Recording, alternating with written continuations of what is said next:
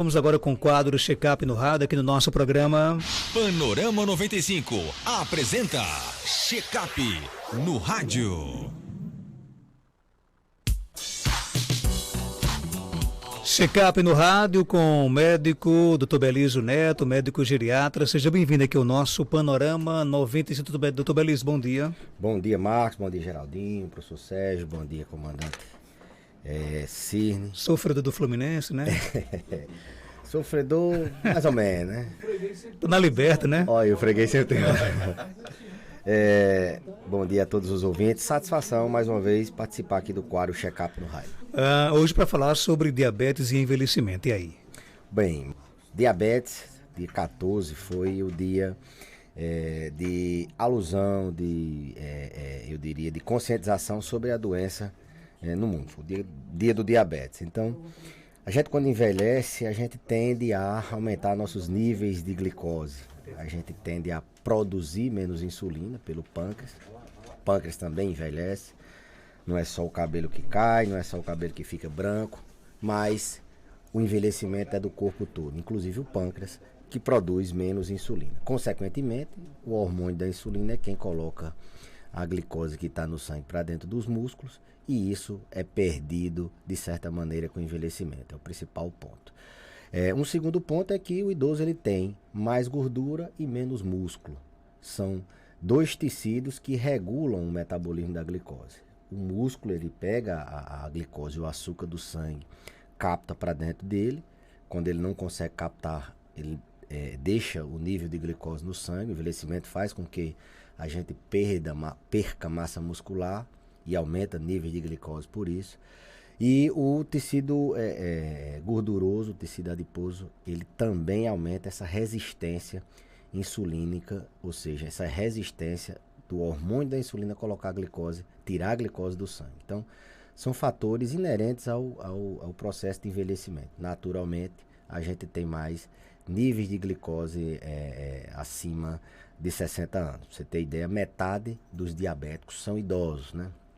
E esses idosos que têm diabetes, eles complicam mais. Eles têm as complicações do diabetes numa maior incidência, uma maior prevalência na terceira idade. Então, além do envelhecimento, questões como como é que você envelheceu, como por exemplo, se você fez dieta, atividade física em fases de adulto jovem, vão favorecer a esse envelhecimento saudável sem diabetes. Então, a idade ela favorece ao aumento dos níveis de glicose no sangue, mas genética, estilo de vida também são fatores que podem modificar esse balanço. Como eu falei, os idosos, metade deles são diabéticos e essa incidência aumenta quando a gente fala de paciente muito idoso, acima de 80 anos. E as complicações do diabetes, a questão da visão, diabético, ele faz retinopatia diabética, então ele perde mais visão quando ele tem diabetes. A questão das amputações, o diabetes ele tende a fazer uma destruição do sistema vascular das artérias e isso facilita a amputação. Ele tem mais infarto, ele entra mais em insuficiência renal por causa do diabetes. Então essas complicações elas têm uma maior incidência no idoso. Então o idoso sofre mais com esse tipo de coisa, porque são mais vulneráveis, porque tem muitos anos de diabetes, tem uma agressão do diabetes por muito tempo, então eles são mais vulneráveis. Então o envelhecimento ele favorece o aparecimento de diabetes e ele favorece as complicações também da doença. Como é que se previne a diabetes na velhice? Ela é mais difícil de ser prevenida? Veja bem, a prevenção do diabetes, Marcos, ela passa por estilo de vida, ela passa por uma alimentação, se eu estou falando de prevenção, não da dieta daquele paciente que já é diabético. Essa deve ser elaborada por um nutricionista e deve ter menos restrições do que o adulto jovem, porque a gente está lidando com pacientes com risco de desnutrição, com risco de perda de massa muscular, e a gente viu a relação dos músculos com o diabetes. Então a dieta para o paciente idoso diabético ela tem que ser menos restrita, tem que ser feita por um profissional e tem que ser menos restrita. Agora, quanto à prevenção, o regime daquela famosa dieta DASH, a dieta do Mediterrâneo, eles já são formas da gente se alimentar de maneira saudável. Aquela dieta rica em grãos, com baixo teor de carboidrato, aliás, de carboidratos nocivos ao organismo, com uma quantidade de proteína relativamente maior. Então, a dieta, eu diria, na verdade, a alimentação saudável é uma forma da gente prevenir o diabetes. Perda de peso, a gente sabe que a gordura, ela favorece o diabetes, ela é tóxica para o pâncreas, então ela aumenta essa resistência do organismo em baixar os níveis de glicose. Então, manter um peso adequado, atividade física, como eu falei, o músculo tem uma relação direta com a captação de açúcar do sangue para dentro do músculo. Quanto mais músculo, melhor o controle da diabetes. Então, a atividade física ela melhora o nível de diabetes, não só fabricando o músculo, mas diretamente a atividade física ela tem impacto na melhora dos níveis de glicose. Então, é um ciclo de saúde, né? A gente diz assim, de hábitos saudáveis. Se exercitar, se alimentar bem, controlar o peso, evitar hábitos deletérios, como por exemplo tabagismo, que só se soma nesses hábitos. Então a prevenção do diabetes vai mais ou menos nessa linha. Existe um nível normal de diabetes no idoso? Não, assim, os níveis de glicose para que a gente possa dar diagnóstico no paciente idoso são os mesmos do adulto jovem, né? Então, assim, uma glicemia acima de 100, em 2 ocasiões, na verdade, acima de 126, em 2 verificações, ou uma hemoglobina glicada, que é um outro exame, acima de 5,7, na verdade, acima de 6,5, definem o diagnóstico de diabetes a depender dos sintomas. Então, são os mesmos do adulto jovem. Entretanto, o rigor do tratamento, na verdade, a meta, o objetivo que você quer com o controle do diabetes, ele vai sendo mais permissivo, ou seja, os níveis são mais toleráveis altos, ou seja, o idoso, quanto mais frágil, maior é o nível de glicose que você precisa. Então, a cada perfil de paciente, a gente tem uma meta, a gente tem um nível, um valor de glicose a perseguir. E à medida que a gente envelhece, vai ficando mais vulnerável, aqueles idosos frágeis, esses níveis precisam ser maiores. Não é aquela mesma coisa de você manter a hemoglobina glicada ali em torno de 6,5 e manter os níveis de glicemia de jejum sempre abaixo de 140, não.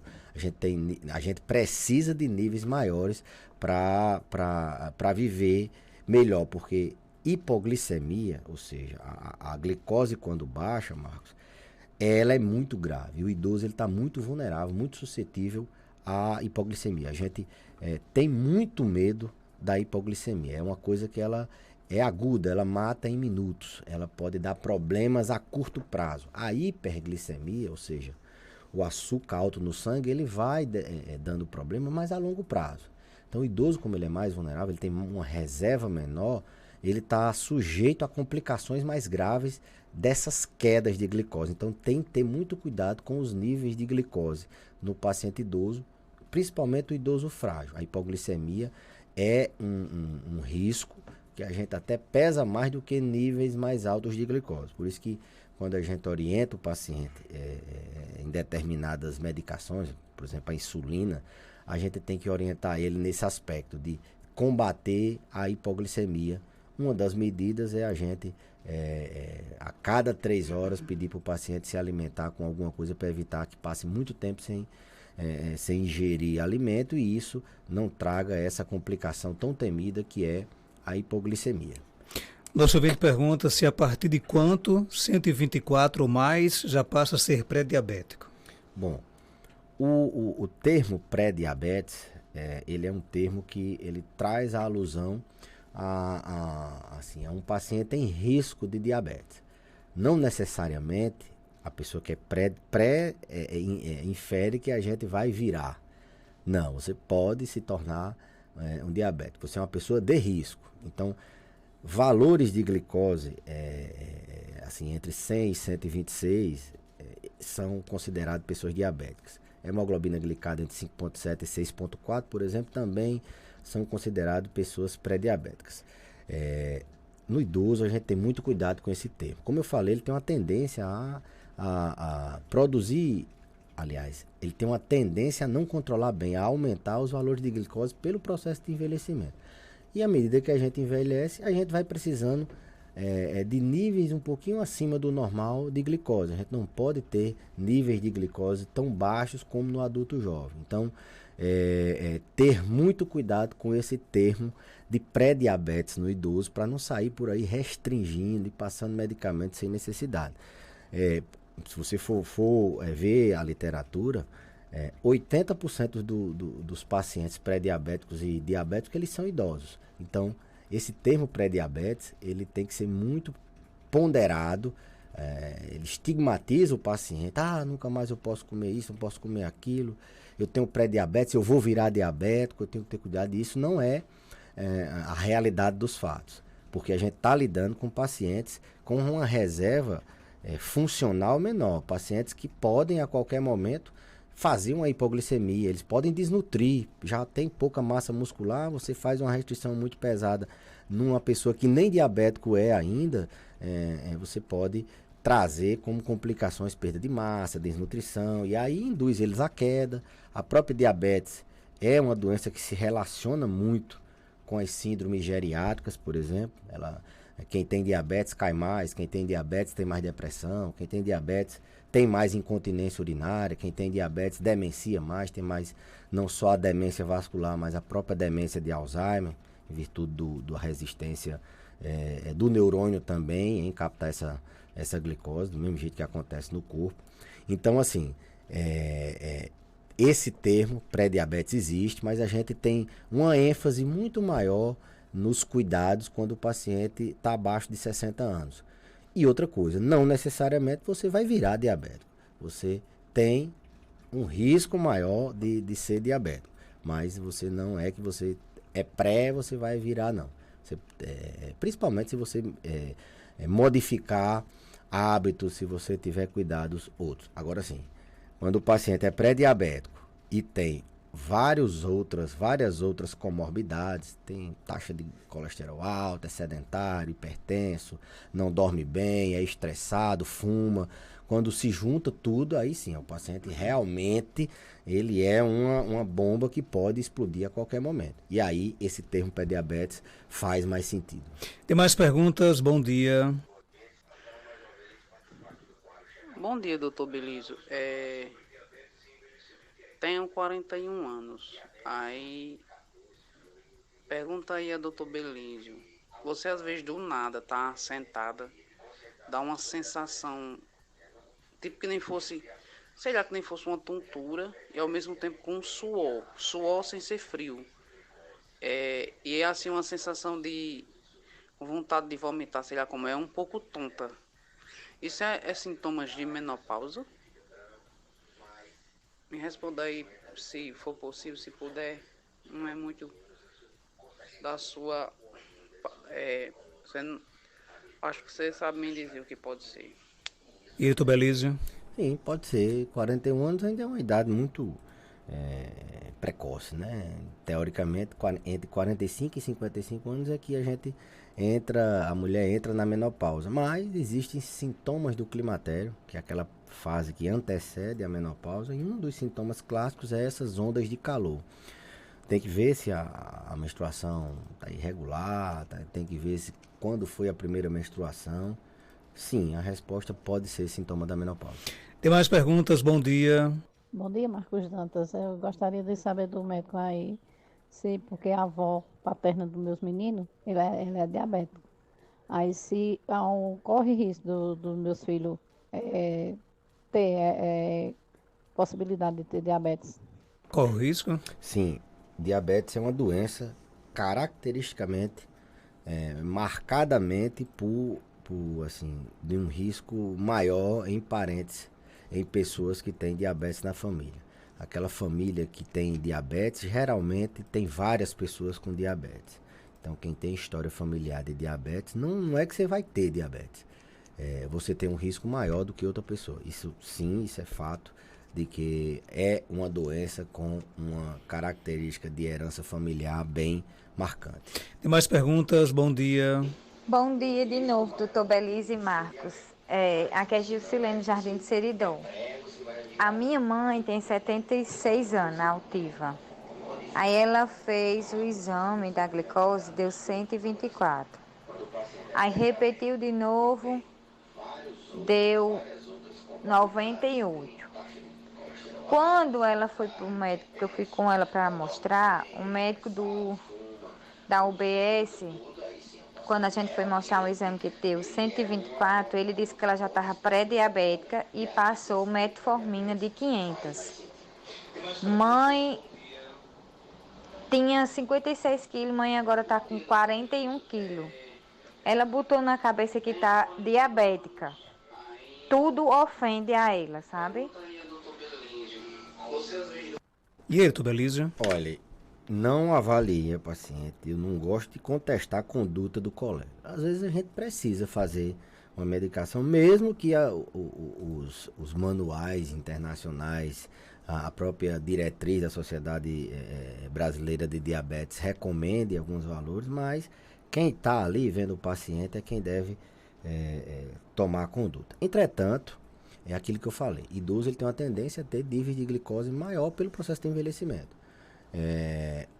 O termo pré-diabetes, eu até acredito que isso no futuro breve, esse termo vai sair do contexto da terceira idade.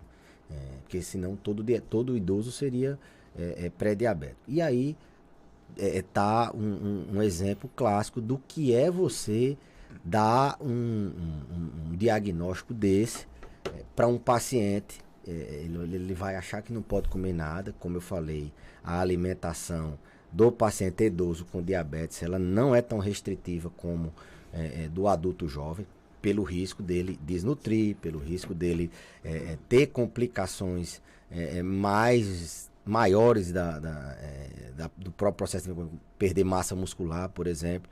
Então, assim, voltar no médico, ver o que aconteceu. A própria metformina é uma medicação excelente, medicação de primeira linha, mas em pacientes que têm baixo peso, a gente tem que ter cuidado porque ela tira um pouco o apetite. Então, o estigma da doença, tem que ter muito cuidado quando a gente pede exames para dar diagnóstico de uma doença, para a gente não criar aquele estigma. Senão o paciente, ele sabe que para diabetes, ele ouviu o doutor dizer no rádio que é para ter uma alimentação saudável, diminuir açúcar, diminuir massa. Então, pré-diabético eu vou virar diabético. Então, cuidado, que a desnutrição mata mais do que essa própria evolução não sei nem se é a doença, na verdade, a pré-diabetes. Mas, reforço, o colega que avaliou, ele pode ter tido os motivos dele para medicar, né? Às vezes o paciente é aquele paciente que deve ser individualizado, ele não está ali dentro do padrão que os manuais recomendam. Primeira zebra da Copa do Mundo, a Arábia acaba de virar 2-1 para a Argentina. Sério? Enquanto menos de 6 então minutos. Eu vou ficar dando entrevista aqui até. Menos de 6 minutos, a Arábia marcou 2 gols, né? Al-Sheri. Qual o nome do cara? Al-Sheri e Al-Dawsari foram os que marcaram gol aí para a Arábia. Eu acho que o Inacreditável Futebol Clube, viu? Mas eu não vou ficar, eu sou supersticioso, só não vou ficar porque eu vou dar uma aula na universidade. Senão eu vou ficar aqui até a Argentina perder. Mas, rapaz, 2-1, 2 gols em menos de 6 minutos, viu? Você viu que é Copa do Mundo, né? Mas a gente deixamos aqui há quantos minutos ainda do segundo 56. tempo? Começou agora o segundo tempo, 9 minutos. Mas minutos. Já dá uma sacudida já, né? Dá uma Doutor Belísio, obrigado pela sua participação. Aqui até terça-feira, se Deus quiser. Eu que agradeço, Marcos, e até a próxima terça-feira, se Deus quiser. 8 horas e 18 minutos, você estamos com o doutor Belísio Neto.